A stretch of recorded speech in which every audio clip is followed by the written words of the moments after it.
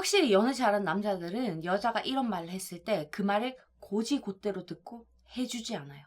하면 망한다는 걸 다 알고 있거든. 좋아하는 여자가 생기면 그 사람이 나를 좋아하게 만들기 위해서 우리는 고민을 할 수밖에 없잖아요. 당연하지. 잘 보이고 싶으니까. 그래서 우리도 만나게 된 거잖아요. 하지만 좋은 것들을 다 따라 쓰려고 하다 보면 의도치 않게 망하는 일도 생기고 잘 나가다가도 생각지도 못한 몇 가지 실수 때문에 쫄딱 망하는 일이 숱하게 많단 말이에요. 그래서 준비한 2번 이야기. 좋아하는 여자한테 하는 순간 잘 나가던 썸까지 망하는 남자들의 4가지 행동. 빠밤. 연애 잘하는 애들은 이거 절대 안 해요. 기억하기다. 첫 번째, 그 여자가 원하는 남자는 따로 있다. 우리 착한 매력이들이 망하고 오는 30%의 이유가 다 여기서 와요. 세상에 왜 이렇게 상처가 많아서 사람을 못 믿고 트라우마에 시달리는 여자들을 많이 만나는 건지 모르겠어. 아마 여러분들도 한 번쯤은 연애를 하면서 들어본 적이 있을 거예요. 예전에 만났던 남자가 아주 슈렉이라서 상처받아가지고 사람을 못 믿고 남자한테 마음을 잘 못 주고 막 그런 레파토리 있잖아요. 보통 좋아하는 여자가 이런 말을 하면 우리 평균치 연애 경험을 가진 매력이들은 전에 만났던 그 남자와 자기는 다르다. 나는 이만큼 착하고 너를 위해서 많이 배려해 줄 수 있는 남자라는 걸 막 보여주려고 엄청 노력을 하거든요.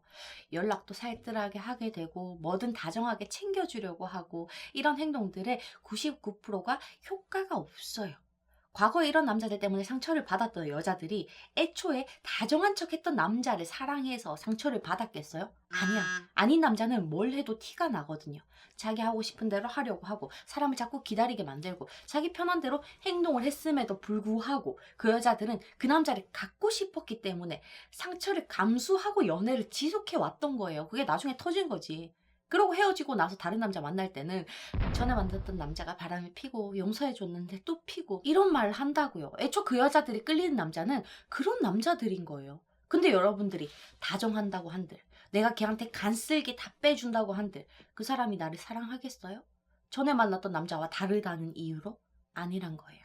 자기를 흔드는 남자한테 끌리는 거야, 그 여자는. 내 걸로 만들고 싶은 남자한테 덤벼드는 여자라는 거예요. 애초 저 여자가 상처를 받았다는 사실에 집중하는 게 아니라 그 여자가 왜 그런 사람을 만나게 됐냐, 왜 그런 사람한테 끌리게 됐냐, 왜 그런 나쁜 남자를 만나서 마음이 녹마가 될 정도로 연애를 지속했냐를 확인하고 거기서 좋아하는 여자의 남자 타입, 남자 취향을 읽을 수 있어야 된다는 거예요. 이걸 모르면 좋아하는 여자를 놓치게 돼요, 여러분. 간쓰기 다 빼주고 나는 결국 차이게 된다고. 알겠지? 기억하기다. 그렇다고 저 사람한테 막 나쁘게 대하라는 얘기가 아니에요. 간쓰게 다 빼줄 필요가 없다고 얘기를 하는 거야. 그 행동이 오히려 독이 된다고요. 두 번째, 오늘이 바로 D-Day. 절대 금지. 우리 매력인들 뿐만 아니고 주변의 친구들 중에서도 자기 감정에 취해서 그 사람의 상황이나 분위기를 전혀 고려하지 않는 사람들이 많아요. 예를 들어서 오늘 고백하기로 며칠 전부터 마음을 먹었어. 이날 사귀면 100일이 크리스마스니까 아니면 무슨 데이니까 이렇게 생각하고 거룩한 계획을 짜놓는단 말이에요. 꼭 고백이 아니더라도 이날 꼭 이런 멘트 쳐봐야지. 이날은 꼭 번호 따봐야지. 이렇게 자기만의 목표를 세워놓고 여기에 온통 신경을 집중해서 그 사람의 컨디션, 분위기, 상태, 표정을 전혀 안 보고 냅다 저지르게 돼요. 그럼 그 순간 왕창 깨지는 거지 뭐. 기억해. 타이밍이 나빠서 그랬다기보다는 지나치게 자기 목적과 자기 감정에만 집중해서 다른 걸 전혀 배려하지 못하는 태도로 마이너스 딱지가 이마에 딱 붙는 거예요. 나도 그런 적 있었거든. 예전에 일할 때 전날에 안 좋은 일도 너무 한 번에 일어나고 컨디션도 안 좋아서 누가 봐도 막 어딘가 편찮은 표정으로 일을 하고 있었는데 그날따라 누군가 근처에서 계속 알짱알짱 거리는 거예요. 근데 하필 또 같이 일하던 상사한테 어마어마하게 깨지고 서러워가지고 화장실에서 막 울다가 나왔거든. 여러분들도 다 울어봤잖아. 찌끔찌끔 울면 되게 쬐끔 울어도 티가 난단 말이에요. 이만큼 안 좋은 상황에서 저 목적의식이 뚜렷했던 얼쩡거리는 남자가 갑자기 나를 붙잡고 막 고백을 시전하는데 와, 세상에 저렇게 눈치 없는 사람이 또 있나 이런 생각을 했었어. 평소에 뭐 그렇게 나쁘다는 생각을 안 했던 사람이었는데 그 타이밍과 눈치 없음에 그날 바로 거절했던 일이 있었단 말이에요. 이런 경험을 나만 겪는 게 아니고 놀랍게도 상담을 할 때 보면 이런 실수를 저지르고 와가지고 어떻게 해야 되냐고 막 묻는 사람이 수두룩해요. 이게 남녀 불문하고 연애를 몇 번 안 해본 사람들이 많이 저지르는 실수인 걸 알거든요. 좋아하는 사람 앞에서 계속 긴장을 하다 보니까 자기들만의 디데이, 미션 이런 걸 정해놓고 있는데 이걸 절대 세부적으로 세워서는 안 돼요. 나랑 친하지 않다면 말을 먼저 걸어야 하는 것도 맞아. 고백을 해야 관계가 진행되는 것도 맞아요. 그래서 언제쯤 이런 행동을 하는 게 맞다고 여러분들한테 알려는 줄 수 있지만 그 날짜에 꼭 해야 되겠다라는 계획은 절대로 세우지 말라고 늘 당부하거든요.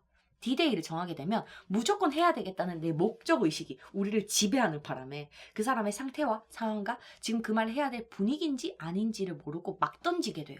농담도 마찬가지예요. 이렇게 말하면 분위기가 좋아지겠지? 이런 반응이 나오겠지? 이거 다 설계하고 데이트에 나가면 안 돼요. 하긴 할 건데 기회가 되면 하고 아니면 다음에 하자. 이게 맞다는 거예요.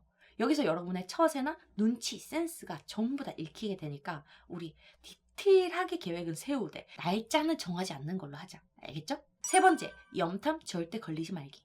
워낙에 인스타다 유튜브다 하는 사람들이 많다 보니까 어디에 헬스장 트레이너나 샵 스텝이 좋아지면 막 업체 계정을 찾아가지고 그 사람을 알아내는 경우도 많고 아는 사람 통해서 찾아내는 경우도 되게 많거든요. 이렇게 염탐할 때 우리 메린이들이 아예 가계정을 통해서 검색을 하면 괜찮아요. 스토리를 보든 뭘 보든 걸릴 위험이 적단 말이에요. 근데 자기 본 계정으로 보다가 딱 걸리는 경우들이 있어. 이거 듣고 있으면 내가 소름 돋을 때가 한두 번이 아니거든요. 까딱해서 좋아요가 눌리는 경우도 있고 스토리 봐서 들키는 경우도 있고 더 슬픈 건 썸녀 남친들 팔로우 목록에서 확인하면서 막 염탐하다가 그 사람들 염탐하다가 걸려서 추궁당하는 사람들도 꽤 있단 말이에요. 이러면 여자 입장에서는 쟤는 저렇게 할 만큼 불안한가? 얘는 왜 내 사생활을 파내고 있지? 이런 생각에 썩 기분이 안 좋아져요.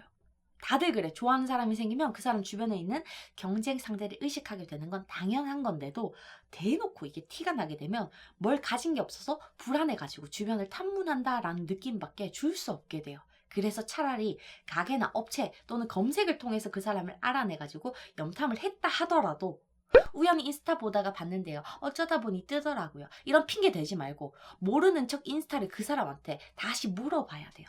자기 개인적인 계정을 안 알려주거나 없다고 거짓말을 하면 샵에서 백날 친하게 지내도 나랑 사적으로 가까워질 생각이 없는 사람의 가능성이 높아지거든요. 그럼 우리가 접을지 말지를 확인할 수 있지, 사전에. 이런 걸로 저 사람이 우리 메린이들을 어떻게 생각하는지도 알 수 있으니까 완벽하단 말이에요. 그지? 꼭 이렇게 하는 거예요. 염탐하고 찾아내고 검색했다는 걸 들키면 안 돼요. 네 번째, 드러낼 때와 감출 때.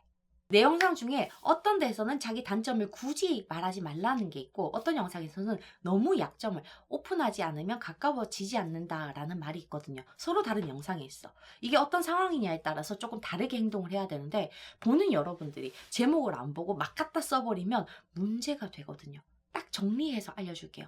연애가 시작되기 전이다 또는 연애 초반 일주일밖에 안 됐다. 이때는 내 입으로 내 단점, 내 부족한 거, 내 콤플렉스들을 굳이 알리지 않는 게 좋아요. 자연히 드러나는 것들만 저 사람이 찾아내고 이해하는 시간을 좀 줘야 돼.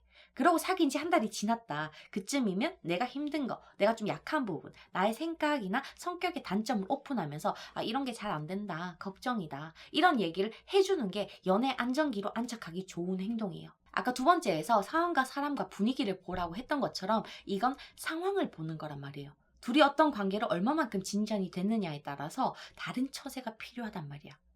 여러분이 내가 이 사람과 좀 오래 가고 싶다. 만난 지 대략 한 달 차쯤 됐을 때 나의 취약한 부분을 스스로 드러내면서 저 사람이 나를 감싸게 만들어주는 투자를 받아내줘야 돼요. 그래야 안정적인 연애로 돌입할 수 있다는 거. 잊으면 안 돼요.